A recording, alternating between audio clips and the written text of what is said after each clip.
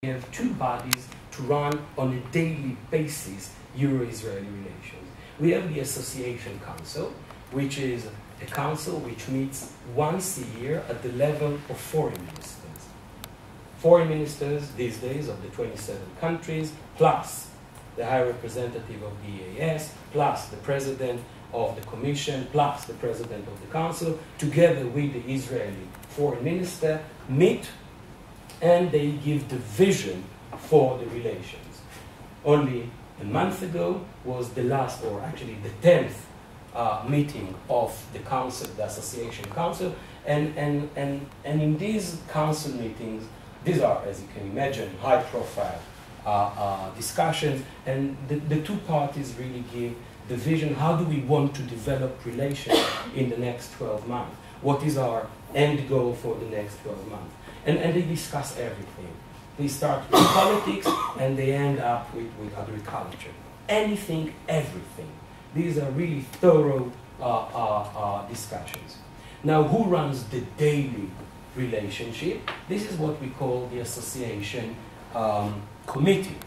Now, the Association Committee is really at senior official levels. Sometimes it can be at an ambassadorial level. This is really the highest rank. Or it can be on a senior official level, and then you'll see representatives from the relevant ministries of foreign affairs, or the Commission, of course, the EAS these days, the new Foreign Service of the European Union, and they have their daily meetings, basically.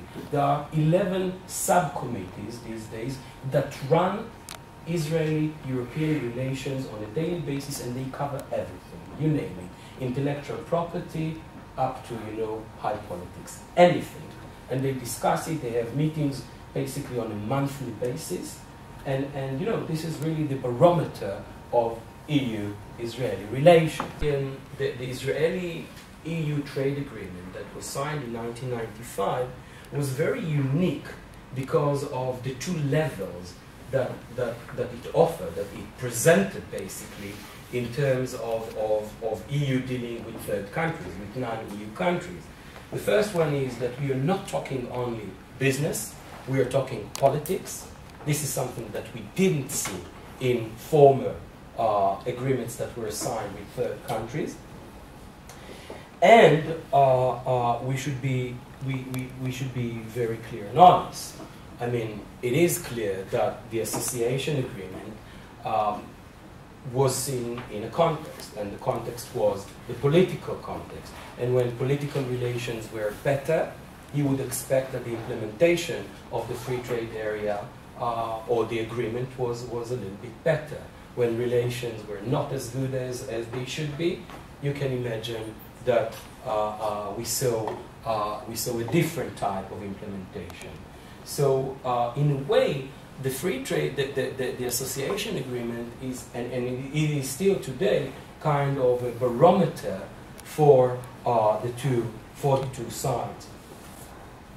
I already mentioned the Barcelona process, and I don't know how many of you are aware of the Barcelona process. I'll just mention it briefly because I think that it is important to understand the context of the relations as well. Now, the Barcelona process was launched in 1995. It's a process that was launched between the European Union and all the Mediterranean countries.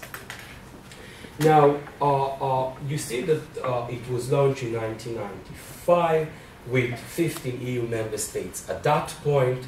That was, of course, before the enlargement, and 14 Mediterranean partners. Later on, of course, Cyprus and Malta, switched sides as they joined the European Union, so we remained only with 12 Mediterranean countries. And the whole idea of the Barcelona process was that we'll have a regional framework in which the two sides will be able to manage both bilateral and regional relations. Now, the driving force behind the Barcelona process was the association agreements that were signed between each of the Mediterranean countries and the European Union. Bear in mind that the Barcelona process has another name, as I already mentioned, the EMP, Euro-Mediterranean Partnership. Later on, I guess some of you already know that we have the ENP, the European Neighborhood Policy, and today we, the Barcelona process, changed its name into the Union for the Mediterranean. That it's an initiative which was launched by President Sarkozy. Now, it was really an innovative idea, an innovative alliance, which really seek to create a Mediterranean region of peace, stability, and shared prosperity. So with each of the Mediterranean countries, the European Union signed this Euro-Mediterranean Association Agreement, and the whole idea was that in 2010, which we've missed, in 2010, the European Union will have a free trade area with all the Mediterranean countries. They will all lift the veil, and we will have one big Euro-Mediterranean free trade area. We've missed that point, however, we should not lose hopes. Now, in 1995, the hopes were very, very high of the political and the security basket. And it was clear that the driving force for pushing for the creation of a common area of peace and stability, the driving force will be really the automatic pilot, the economy. However, as you know, the situation was not that easy on the ground for many reasons, not just the Israeli-Arab conflict, but of course there were other conflicts in the Maghreb area as well. And eventually we ended up with two baskets which were not very active. However, one basket became extremely active. That was really the social, cultural, and human basket. Brita case is a case that was taken to the European Court of Justice by a German company. It has nothing to do with Israel, but it's all about Israel. Brita is I guess you know the famous Brita instruments, water purification instruments. These are instruments, or these are machines that some of them come from a company in Israel, which its name is Soda Club. Now, Soda Club, its main factory is in Ma'ale Adumim, which is considered to be a settlement near Jerusalem. Now, at one point, Brita, or the German custom authorities, wanted a clear declaration where these products are being produced. Now, since they were not able to verify the production place of the Brita, of these water purification instruments, they decided to levy to levy Brita, and they charged them around 20,000 euros.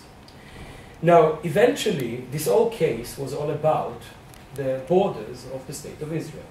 So Israel was never party to that case. However, it's all about Israel.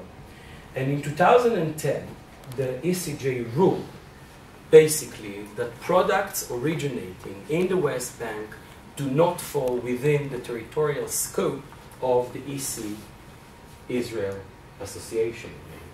Basically, what you have here on the board is that basically the ECJ ruled that the borders of Israel would be the 1967 borders for the purposes of the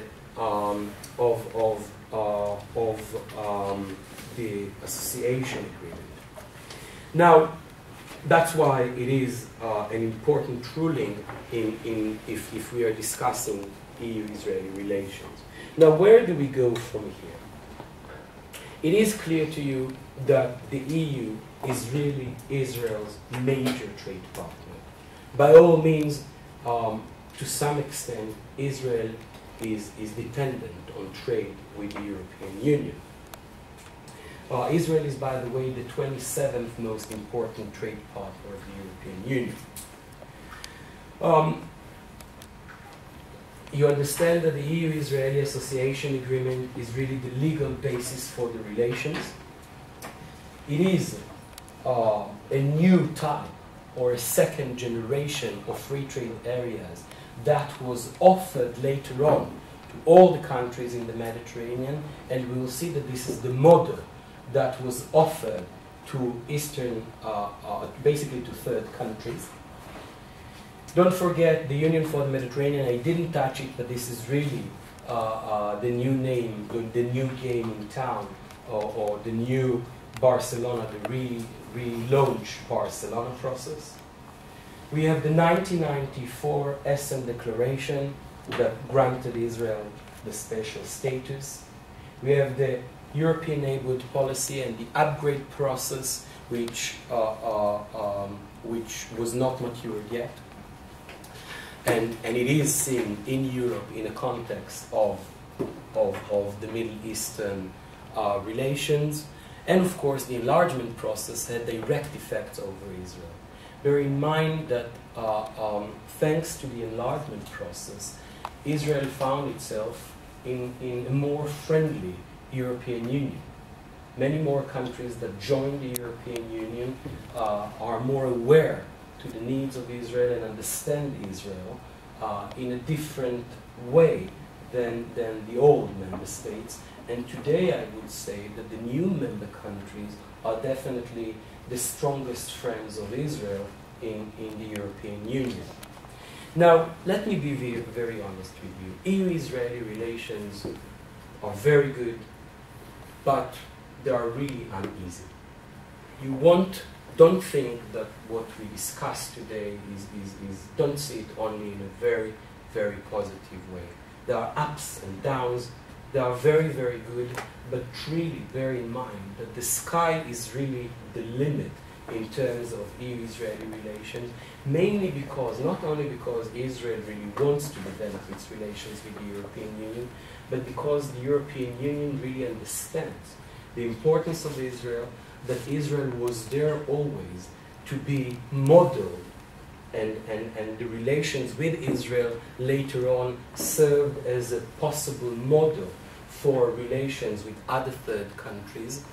And of course, bear in mind that the European Union really wants to be a player, a key player in the Middle East peace process, and it is clear that if you want to be a player, you definitely need it takes two for a tango, and Israel is the other dancer in that tango. But remember that Euro-Israeli relations are above all a reflection of European societies and of the Israeli society. Israel is by all means a European country, and Europe, many extent, is Israel due to what we all know. Thank you very much, and it was a pleasure being with you.